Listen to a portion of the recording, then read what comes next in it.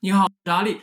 比特币10月份呢已经收盘了啊，收盘价是61359，距离这个 Plan B 的63000啊只差了3%啊，总体来说还算是很准确的啊。那么我们今天的视频第一部分就是来继续聊一下这个 Plan B 的模型。那么接下来的这个11月份的98000啊，这个比特币到底它能不能实现？第二部分呢，就是美国西部时间今天上午的11点20分的时候啊，马斯克呢发推文表示，将要开一个学校，那么学费呢是由狗狗币来进行支付啊。这与我们昨天所讲到的马斯克删掉自己的推文还有什么样的联系呢？那么第三点呢，就是我对史币的看法呢产生了一些的变化。好，我是阿力，如果你是第一次打开我的视频。我的频道呢是专注于加密货币和美股投资，希望你能够点击订阅，这样就不会错过下一期的精彩内容了。首先，根据比特币国际时间的这个收盘价是61359，距离 Plan B 的这个预测63000只差了3%。那么我认为啊，它的这个预测呢还是有效的啊，毕竟这个3%是可以接受的这个范围之内。很多朋友呢其实是更加关心11月份的这个98000它到底能不能实现。从目前的这个点位，我们来计算一下，要涨幅超过62%才能实现。看起来呢是遥不可及的一件事情啊，但是你要知道，10月份比特币的涨幅呢是40%，而且我之前也讲过，大机构最近一直在跑步进场，比特币 ETF 现货基金以及这个特斯拉的宣布支持比特币支付啊，这些都是非常重要的大事件啊，很有可能在11月份会发生一件或者两件。那么这些事情呢都会推波助澜。我个人认为啊，11月份的98000会很轻松的就会实现。理由呢，我们后面会继续再聊到。那么下面我们来刻舟求剑一下，看一下2013年和2017年这2年的牛市在11月份的表现啊。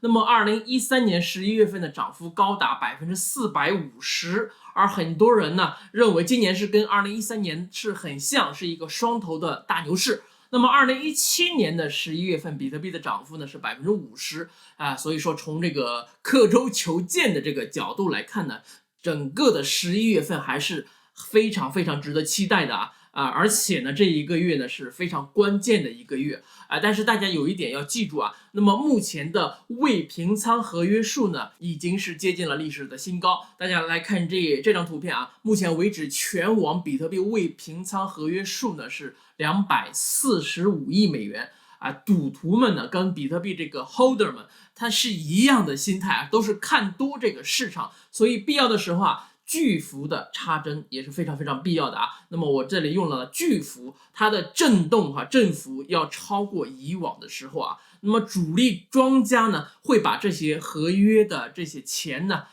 爆仓的这些钱呢化作燃料，那么成为冲击年底$1000000的这个垫脚石啊。我之前呢曾经很多次。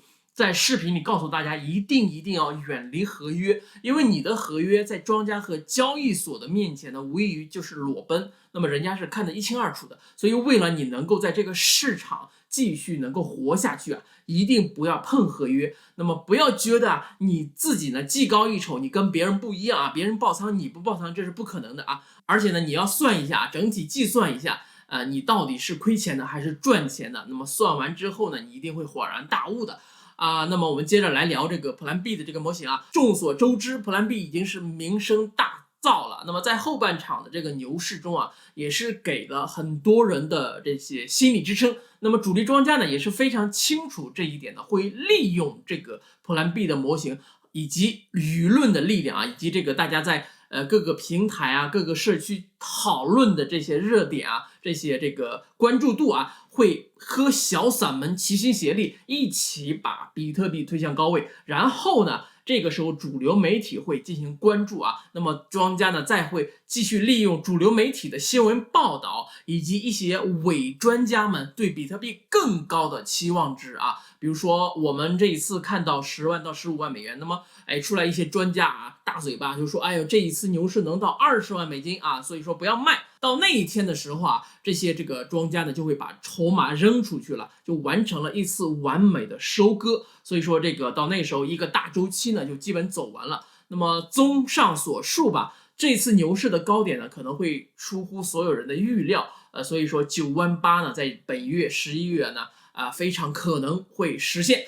好，那么第二部分啊，美国西部时间今天早上11点20分的时候，大家看这个推文啊，那么马斯克发推文说，他将要创办的这个德州理工学院的学费呢，是由狗狗币来进行支付，而对应的狗狗币呢，也是在同一时间呢，短时间上攻了将近6%啊，但是呢，随后呢，也是这个应声下跌，很多人将狗狗币的这种现象称之为骗炮。那么话糙理不糙啊，但是大家说这句话的时候，一定是没有看到狗狗币的成交量。那么我们今天就跟大家分析一下狗狗币在这个短时间上涨的时候的量能，以及冲高回落之后的量能做一个对比。那么大家看这张图片啊，图中那根大阳线呢，就是对应的马斯克发推的时间点非常的准啊，两个时间点非常的契合。那么大家注意看下面对应的这个交易量啊，很大，对不对？那么但是接下来的几根这个阴线呢，所对应的交易量就少得可怜了。那这说明什么现象呢？说明有大资金进场了。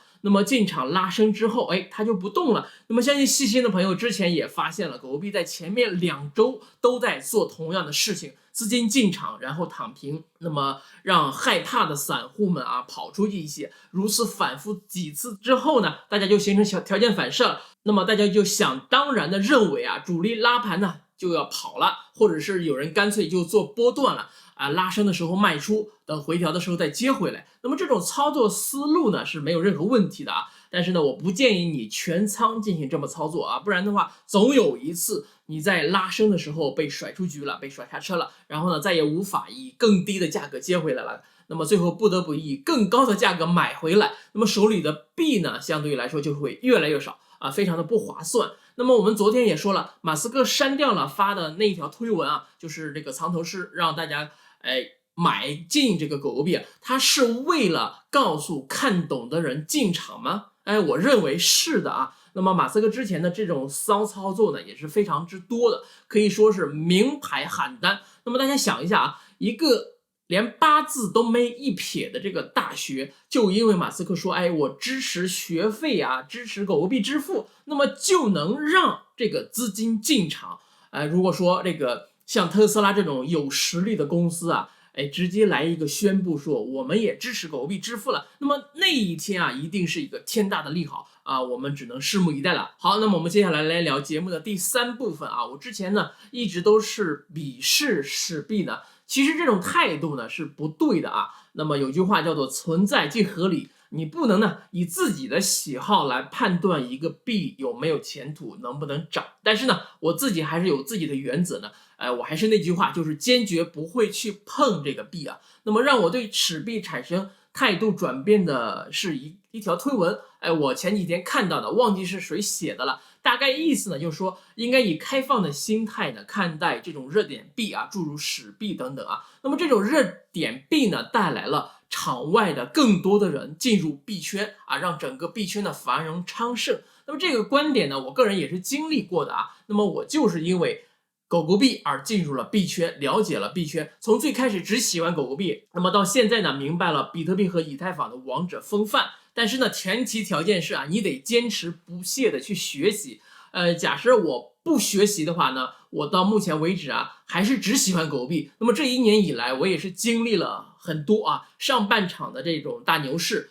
中间的这个短暂的熊市啊，经历了很多大 V 一起喊单狗狗币啊，甚至说狗狗币会取代比特币啊，那么这种声音啊，当时是不绝于耳的。当初的我对这种说法呢，也是深信不疑的。但是后来看的东西多了，经历的多了，我就发现，一个币呢想取代另一个币，就是空喊口号。所以啊，目前很多大 V 说喊单这个史币啊，说史币也会取代比特币啊，史币就是比特币2.0等等等等啊。所以说啊，你们看到这种消息啊，你们做史币的啊，就一定要小心了。那么至于未来史币会怎么样啊？到底能不能涨？我不做评论啊。那么我以一种中性的这种心态呢，客观的心态去看待这件事情啊。那么我只能说啊，祝福大家能在史币里面挣到钱，然后呢，在高点的时候你换成比特币就行了。好，以上呢就是今天节目所有的内容了，希望能够带给大家一些思考啊。那么我也会持续不断的创作更好、更有价值的内容，希望你能够点赞、转发加订阅，让我们一起进步，共同发财。